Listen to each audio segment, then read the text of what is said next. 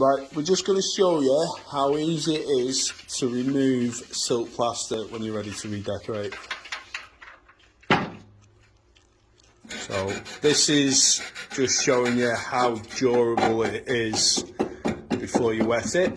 So Vadam's just wet a small section there, and you can see it comes straight off.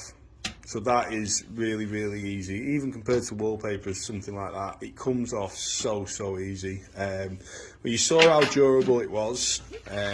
If it does get damaged for whatever reason, if somebody bangs furniture against it or something like that, watch this. So this wall was done over 2 years ago. You've just seen how badly we've damaged it. Just a little bit more water on, a little bit of manipulation. And it covers straight up. And the thing is, once that patch is dried, it will be exactly the same colour as the rest of the wall, and you're not going to see where the repair is. It's quite a remarkable product.